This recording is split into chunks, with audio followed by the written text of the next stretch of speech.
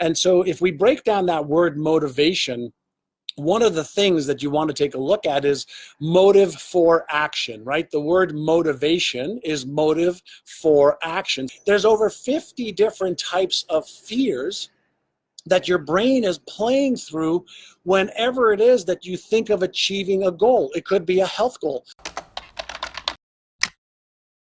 Day to you, and welcome to my Achieve Even More program every Tuesday morning at 9 o'clock San Diego time and 12 o'clock New York time. Let me know where you're from and if you're looking forward to finding out more about procrastination. Here's the first question I have for you is, what are you procrastinating the most about? All right, what is it stopping you from achieving? Are you procrastinating starting your business? Are you procrastinating getting on a proper eating plan so that you can be healthier and happier and more energetic? Are you procrastinating leaving a job that you don't like or love? Are you procrastinating leaving a relationship that you're really cozy and comfortable, and even though you might be miserable? What are you procrastinating about? So procrastination, it's a huge topic. It's one of the, silent killers of dreams. And it's, have any of you heard of the story of the frog that's, they say, if you put a frog in warm water and put it on the stove and you put it on boil, the frog won't jump out because it's really comfortable. And before it knows it, it's actually boiled to death. Whereas if you put a frog into boiling water, it'll jump right out. Well, procrastination is a little bit like that. As you let it go on and on and on and on, one of the biggest things that it does is you start to identify yourself as a procrastinator.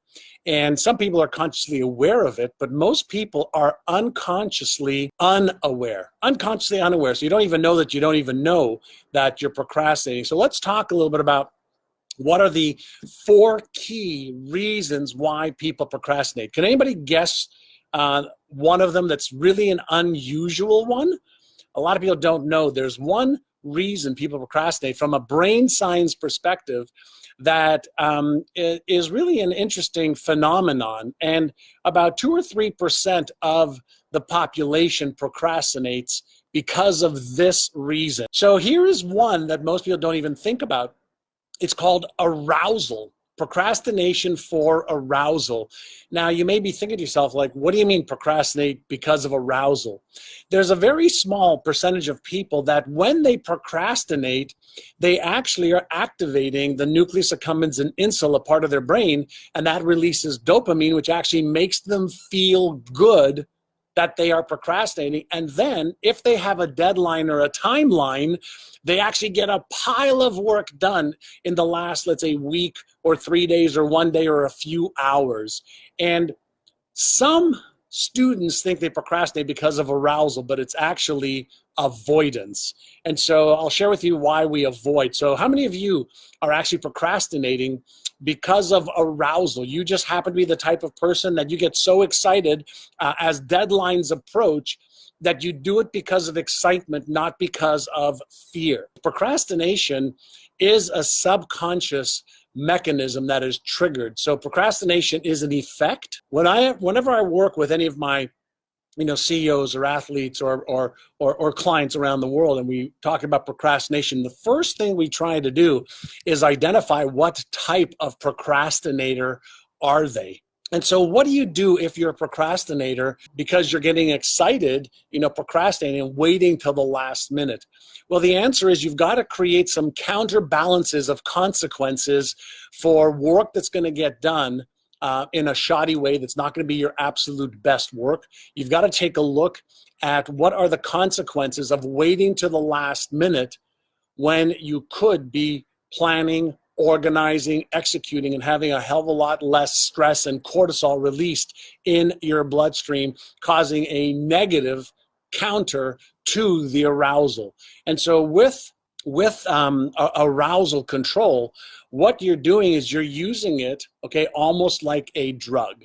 And although it may feel good, it's really not a good technique to use when you have goals that you want to achieve. For the most part, it's because of quality. So the quality is usually not going to be your very, very best work. So give some thought as to how to break free from that arousal. Who can guess the number 2 reason? I've got my notes over here for you of why people procrastinate. And I'm trying to read as we do this at the same time. So Valerie says motivation. And although motivation is a reason, it's not one of the top 4 reasons. Most people, when they want to write a book or want to start a business or want to leave a relationship or want to finish a project, there's a couple of other reasons. Motivation would be number 5, Valerie.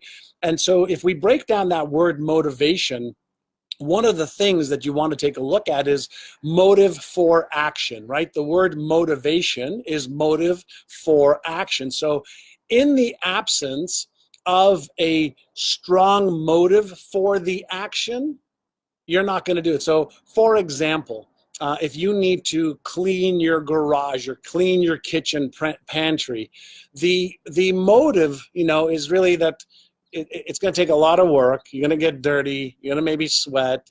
You prefer to be outside having fun. And so the motive for action, you have more motivation to go do something else than that. So that is a valid one. But what happens with motivation is if we don't have an emotional reason why we must do it, we won't do it because it's logical. So emotions control our behavior more than logic does. So if we have a goal, if we have a task that we want to complete, like cleaning out the garage or cleaning up the pantry or organizing our closet, the motive for that action is, yeah, we're going to have a nice closet. We'll be able to see our clothes better, or the garage will be easier to navigate through. But if there's something that has a higher emotional value than that, we are going to veer towards doing that first, because doing those things requires effort, and our brain does not want to use up any effort. It wants to conserve energy or use it towards gaining pleasure versus doing something that it perceives as being painful. And so keep that in mind as you're doing that. So here's one of the problems that, when we don't do the things that we, have to do, or, they're getting as your smaller tasks that you could do over time. Because what that does is that builds your self-confidence, that actually builds your motivation. And once you get into action, you tend to stay in action. Remember Newton's law of motion: an object at rest tends to stay at rest, an object in motion tends to stay in motion. And so what you want to do is create some counter reasons why doing it will actually be a benefit for you. So it's going to be a benefit to your motivation, it'll be a benefit to your self-esteem, it'll be a motivation to your self-worth, and it's going to give you the benefit of having a decluttered environment. But I want to talk with you about one of the biggest ones. For those of you who just joined, we talked about fear, the number one reason, or not number one, but one of the key reasons that some people procrastinate is because of arousal. They get that arousal for waiting to the last minute. But number 2, when people have a goal that they want to achieve, whether it's writing a book, starting a business, leaving a job, fear is one of the biggest reasons people do not take action and procrastinate. So how many of you, I'm just curious, don't take action because of fear? Don't take action because of fear. I'm curious. Are you afraid of something happening or not happening? Do me a favor. Say, John, I don't take action because of fear. All right. So let's see what we have here. So Sharon is one of them. Great. Yeah, I mean, fear deactivates the motivational center in the brain. So when the fear circuit is activated, we actually deactivate a couple of other circuits. First is the thinking center in the brain, the left prefrontal cortex. The part of the brain that I call is the Einstein part of the brain. And the other thing that it does is when blood is taken away from that left prefrontal cortex and the motivational circuit is deactivated because fear is activated, and there's cortisol or epinephrine or norepinephrine in our bloodstream, we actually move into a safety a mechanism, and that is for protection. So a lot of people are talking over here, you know, yes, that's fear. So fear, so what is fear, right? What is fear and why does it hold so many people back? And the answer is because we're projecting into the future a potential negative, either emotional, mental, physical, financial pain, okay, or outcome. So whenever we think of, let me write a book, and then in the very next nanosecond, your brain is thinking about, well, what if people ridicule you? What if nobody reads it? What if people judge you? What if you're embarrassed? What if you're ashamed? What if? So whenever we have fear as a reason why we're not doing something, your brain is running what we call as a what if pattern, or it activates that what if circuit. And all of the things that could go wrong is what your brain is running automatically. Now, I want you to just think about this for a moment, right? Does that make sense, first of all? Are you operating consciously and subconsciously at the same time?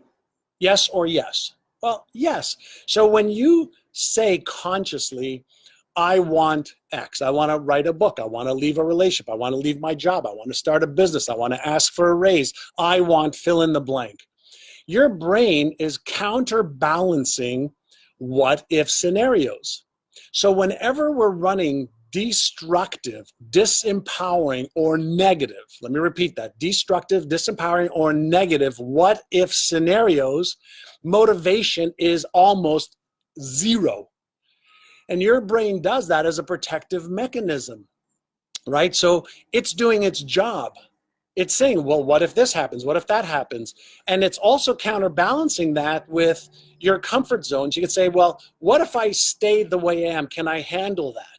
And the answer is, for the most part, yes, I can handle it because it's the devil I know. It's the disempowering emotion I know. It's the feeling I know. It's the state that I know versus the disempowered state I don't know. Except when you know what it feels like to be embarrassed, ashamed, ridiculed, judged, when you know what it feels like to fail, when you know what it feels like to succeed and then fail, there's over 50 different types of fears that your brain is playing through whenever it is that you think of achieving a goal. It could be a health goal. So what if you're procrastinating, getting on a diet and sticking to it? Well, why would you not stick to it if you feel better and you're healthy? And the answer is because it takes energy to change into a new habit. But even more than that, your brain is running this script of what if. What if I lose the weight and then I gain it back? Then you say, why should I try? Then I'm going to be embarrassed because my children, my mother, my father, my sister, my brother, my husband, my coworkers, my wife is going to have their comments about it. I don't want to deal with that. Now, your brain's working on all of this stuff beneath your level of awareness. You're dealing with, or you have the most powerful tool in the known universe, your brain, right? And so when you're dealing with your brain, you have the conscious part that is there for imagination, for choosing, for deductive reasoning, for will and willpower, for resolve and tenacity. But beneath the surface, the biocomputer is checking and balancing against what if scenarios. Does that make sense?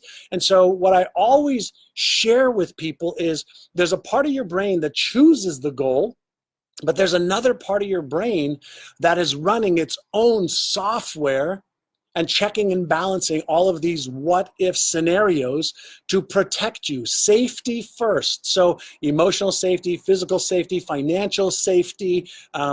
That's the way your brain works, is safety first and then energy conservation second. So if there's a goal that requires effort and energy, that's like a negative check mark in your brain. If that goal has any risk associated with it, like failure, like succeeding and failing, like causing you to be mentally, emotionally, physically, spiritually, financially hurt, your brain's got another check mark to say, wait, stop, put on the brake, stop, motive for action.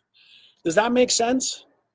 Does that make sense? Okay, so how do you counter some of that. Let me give you a little exercise to do, all right? First and foremost, one of the first tools that I teach people in all of our programs, winning the game of fear or procrastination or weight loss or money or business, is how to control your brain better. Now, I want you to remember something. You have a brain, but you are not your brain. There's a part of you that can control your brain. And one of the best things to understand, to learn how to do, is to understand that your brain has circuits that turn on and off. Stress circuit, fear circuit, spiritual circuit, love circuit, motivational circuit. Does that make sense? It's circuits that go on and off that trigger neurotransmitters that are released into your bloodstream, and that's called a feeling. But all these circuits are triggered on or off 95, 98% by your subconscious conditioning. And so the first exercise you want to learn is what we call as take 6, calm the circuit. So let's say you have a goal.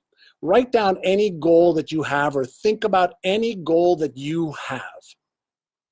What I want you to do is take a look at that goal in a calm, relaxed way.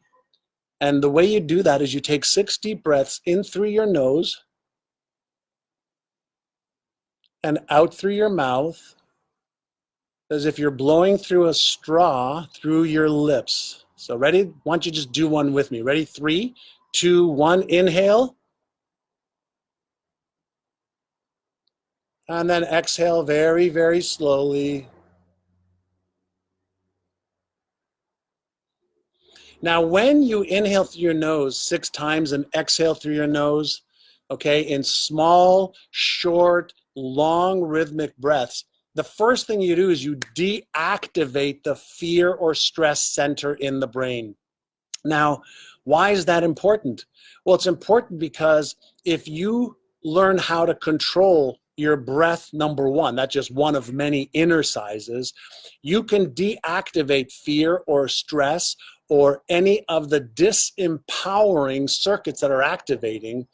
And the first thing is when you can actually look at your goals in a calm, relaxed way, then you could do what we call exercise number 2, and that is called AYA, A-I-A.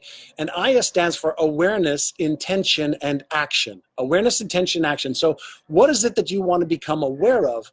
Well, you want to become aware of what's causing you to procrastinate. Is it number 1, arousal? Is it number 2, fear? Is it number 3, and I'm going to give you number 3 right now, is it your self-image? Okay? Now, why would self-image hold you back? And the answer is if you have a goal, okay, that you want, but in the deep parts of your brain, you really don't feel you deserve it. You don't deserve to be an author. You don't deserve to make more money. You don't deserve to have a better job. You don't deserve to get a raise. You don't deserve to be happy. If you don't feel you deserve it or that you are worthy of it, there is going to be circuits that motivate you, okay, because you think of that goal, but then circuits that demotivate you because they're counter to what you want to achieve. And that creates neural chaos in the brain.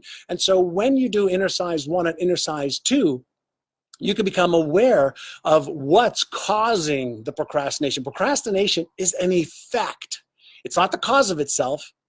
Until it becomes part of your identity, then it causes itself. But procrastination is an effect of either arousal control, fear, or self-image, self-esteem, self-worth issues.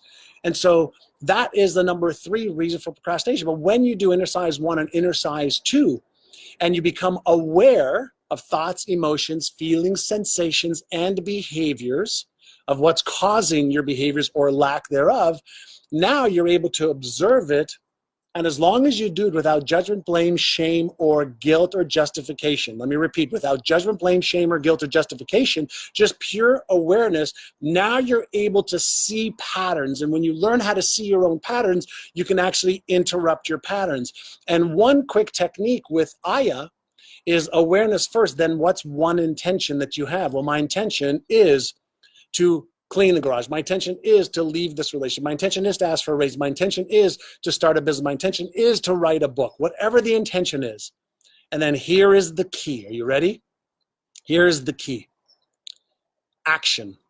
What is one small action I can take towards that goal, towards that thing that I want to achieve? You don't have to take 3 or 4 or 5, massive actions.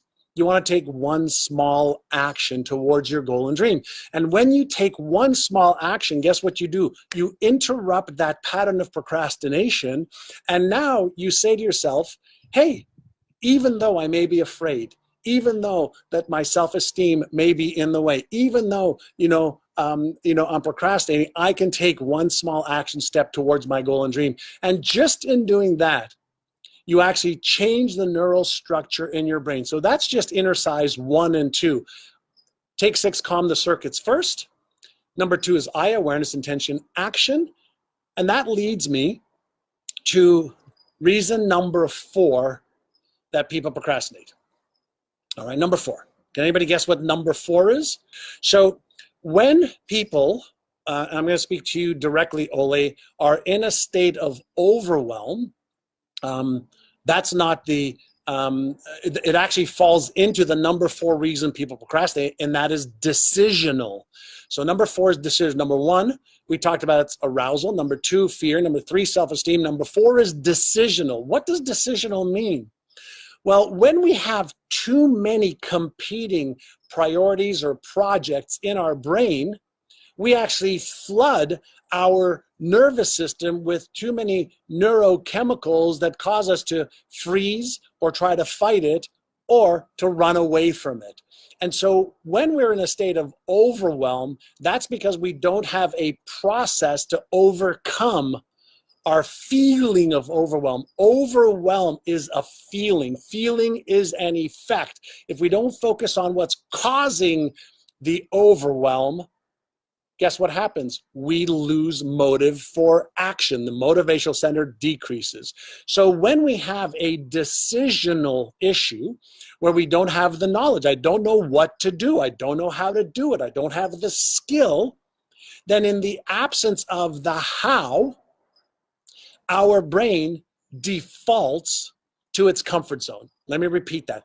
In the absence of how are we going to achieve this goal? How am I going to write this book? How am I going to take care of myself? How am I going to make more money? How am I going to ask for raises? If we have a decisional issue, how am I going to overcome this overwhelm? If I don't have a process for dealing with the emotion or feeling of overwhelm, if I don't have a how to achieve the goal, even the first 3 or 4 or 5 steps, we default to our comfort zone.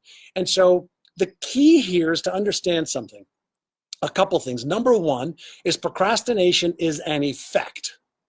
Number 2, overwhelm is an effect. Lack of motivation is an effect. If you want to really master your life, if you want to master your mindset, then we know how to. So here's what I want you to think about. What is procrastination costing you? What's it costing you in your personal life? What's it costing you in your career or business? What's it costing you in enjoying your life even more? And there's a cost for procrastination, and we all face it. And the sooner you learn how to eliminate procrastination, the faster you're going to be able to be in control, raise your self-confidence, gain more knowledge, gain more skill, gain more awareness, and most importantly, you'll start achieving more of your goals and dreams faster and easier than ever before. The reason I started NeuroGym is because too many people are focusing on effect, and I like to focus on cause, and your brain is at the center of all of it. All right, so quick recap. 1 reason is arousal, 2 is fear, 3 is self-esteem, self-image, self-worth, 4 is decisional. All the rest falls under that. When you learn how to retrain your brain to be able to use it to empower you, you will stop using it to disempower you, and you will start achieving more of your goals and dreams. I hope you enjoy this. Every Tuesday, I do my live sessions here, and my goal is to help you achieve even more, faster and easier than ever before, using the power of exercise. You exercise to strengthen your muscles and your organs. You exercise to strengthen your key and core neuromuscles using mental and emotional techniques that empower you and allow you to achieve your potential faster and easier and more fully. All right. Thanks so much. If you enjoyed this, would you mind hitting the share button? I'll help you. You help me. Together, we achieve our goals faster and easier. Have an awesome, awesome day. And I appreciate you. Have a great day. And please do share this. Hey, this is John. And if you liked that video, watch the next video because it is packed with things that you can do right now to achieve success way faster than ever before.